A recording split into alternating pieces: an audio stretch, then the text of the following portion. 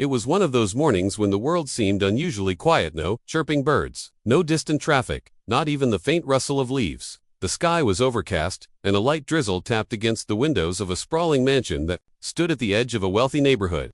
Inside, Mr. Haroon, known across the city as a successful businessman and one of the richest men in the country, sat alone at his breakfast table, nursing a cup of steaming black coffee. At 52, lived a life of material success but emotional emptiness. His mansion was filled with priceless art, Italian furniture, and all the luxuries one could imagine, but not a single voice echoed through its halls. No laughter, no footsteps, no conversation. His wife had died years ago in a car accident, and their only child had moved abroad, rarely returning home. Despite his riches, Mr. Haroon lived each day like a ghost in his own palace. That morning, as he stood by the floor-to-ceiling window of his marble-floored living room, a sudden movement caught his eye. Two small figures standing just outside his iron gates. He narrowed his eyes, trying to make sense of the shapes through the mist. They weren't delivery men. They weren't gardeners. They were children. Frowning, he walked to the intercom screen and pressed a button. The camera zoomed in. Two boys identical, maybe 10 or 11 years old, stood drenched in the rain.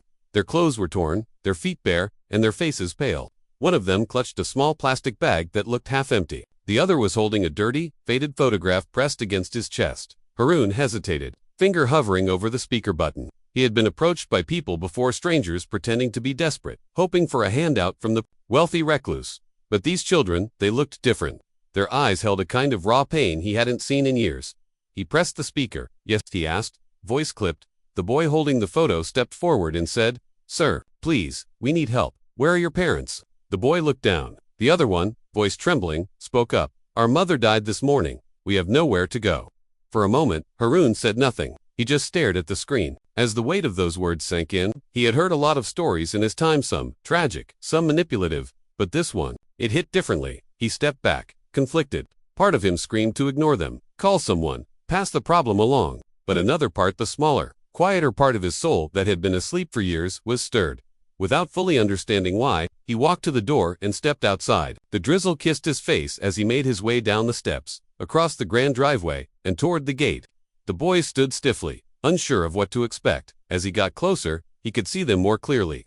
Their faces were identical, wide brown eyes, same sunken cheeks, same cuts and bruises along their arms. But it was their expressions that haunted him. Grief, fear, and a strange sort of dignity, as though they had already accepted more than any child ever should. "Who are you?" Haroon asked, his voice softer now. "I'm Ion. This is my brother, Rayan," said the boy with the photo. "Our mother. Her name was Zara. She worked at the hospital." Haroon's brows furrowed. The name sounded faintly familiar. "She didn't come home last night," Ion continued. "This morning, we went to the hospital, and a nurse told us she collapsed while working. They tried to save her, but she didn't wake up." Rayan looked down, eyes glassy. "We don't know where to go. We don't have anyone." Haroon looked around, half expecting someone to jump out with a camera. Was this a setup, a trick? But no, there was only silence, and rain, and two boys with nowhere left to turn. "How did you get here?" he asked. "We walked," Ion said. "Mama once pointed at your house and said, 'That man is rich enough to help the whole city, but he lives all alone.'" Haroon blinked. That statement landed like a slap. "She said it like a joke," Rayan added quickly. "She didn't mean anything bad." "It's okay," Haroon said, his voice barely above a whisper. "Come in." The gate creaked open as he pressed the button on his phone. The boys hesitated for a second, then stepped inside, their tiny feet leaving wet prints on the stone path. Haroon led them up the stairs, the grand double doors of the mansion looming before them like the gates of another world. Inside, the warmth of the house enveloped them, and they shivered not just from the cold, but from the sheer contrast between their world and this one. Haroon called out to his housekeeper, Mrs. Noreen, an elderly woman who had worked for him for over 2 decades. She rushed in, eyes widening at the sight of the children. "Get them towels and food," he said. "They're staying here, for now." Mrs. Noreen didn't argue. Something about the boys softened even her hardened heart. Once dried and changed into some of Haroon's old clothes, the twins sat quietly on the edge of the massive living room couch. Ion held the photograph tighter. It was a picture of their mother in her nurse's uniform, smiling brightly. Rayan stared at the ornate chandeliers above them, eyes wide in disbelief. Haroon sat across from them, unsure of what to do next. "How long has it been since you ate?" he asked. "Yesterday morning," Ion replied. Haroon rubbed his forehead. "Why didn't anyone at the hospital help?" "They said a social worker would come, but they asked us to wait outside. No one came." It was a familiar story. Poor children often fell through the cracks of the system. He had donated millions to charities over the years, thinking he was doing enough. But here were two boys living proof that sometimes Money couldn't fix what indifference destroyed. He glanced at the photo in Ayan's hand. "She looks kind," he said. "She was," Rayan whispered. "She used to say, no matter how hard life gets, always be kind, even if no one is kind to you." Harun swallowed hard. The room fell silent, the weight of the moment settling like a fog. That night, Harun couldn't sleep. He stood at the doorway of the guest room where the twins now slept huddled together, one arm draped over the other. Despite the softness of the bed, they hadn't fully relaxed. It was the kind of sleep children have when they're afraid it might be taken from them. The sun rose behind gray clouds, casting a dull light across the city. Inside the mansion, a different kind of morning unfolded. One filled not with the usual silence but with the soft sound of slippers padding across marble and the faint clinking of spoons against plates. For the first time in years, the grand dining room of Mr. Harun's mansion had more than one chair occupied. Ayan and Rayan sat quietly, eating a warm breakfast prepared by Mrs. Noreen. Their eyes darted nervously from one corner of the room to another, still unsure whether this place was real or just a kind dream that would vanish when they woke up. Mr. Harun watched them from the doorway, his arms crossed, his heart heavier than it had ever been. Something about the boys stirred a deep ache within him. Their manners, their silence, their cautiousness, he saw himself in them. Or maybe the version of himself he had long buried. After breakfast, he sat the twins down in his study. The boys perched on the edge of a leather sofa, back straight, like they were being interviewed for a job. "I made a few calls this morning," Harun began, his voice calm. "I confirmed your mother's name. Zara. She worked at the General Hospital. She passed away last night during her night shift." "I'm sorry." The twins nodded silently. Ayan clutched the photo of their mother again, his fingers trembling. "There's no record of any other family, no relatives, no emergency contact listed." "We don't have anyone," Rayan murmured. "Mama said she was all we had." Harun leaned back in his chair, sighing deeply. "The usual procedure is for the state to take custody. You'd be placed in a shelter until a long-term solution is found." Ayan looked up quickly, panic flashing in his eyes. "We don't want to go to a shelter. We'll run away," Rayan said suddenly, eyes burning. "They're horrible places. Mama told us." Harun blinked, taken aback by the intensity of the child's voice.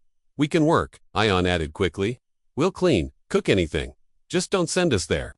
For a moment, Harun said nothing. The room grew still. He had no obligation to help. He was not their father. He was not a relative. Legally, he could call the authorities, wash his hands, and no one would blame him. But something deeper than legality tugged at his soul. "Do you know what your mother was like?" Harun asked suddenly. Ayan frowned, confused. "She was kind, strong, she worked a lot. She used to sing to us when the lights went out. She never let us see her cry," Rayan added softly. Harun stood up, walked over to the bookshelf, and pulled out a thin file. It was old dusty. He opened it slowly, revealing a photo from 2 decades ago. A nurse, smiling, the same face as the one in Ayan's picture. "I knew her," he said finally, "years ago. When I was still building my first business, I ended up in the hospital after collapsing from overwork. She was one of the nurses who looked after me. I was broke back then, frustrated, angry at the world, but he trailed off, then chuckled softly. She used to sneak me fruit from the hospital kitchen. She told me not to give up. That kindness is a strength, not a weakness." The boys looked up, surprised. "I never forgot her, but I never saw her again." There was a long silence. Then Harun said, "Maybe it's time I repay a debt." That evening, the mansion felt different, warmer. The twins helped Mrs. Noreen with setting the table.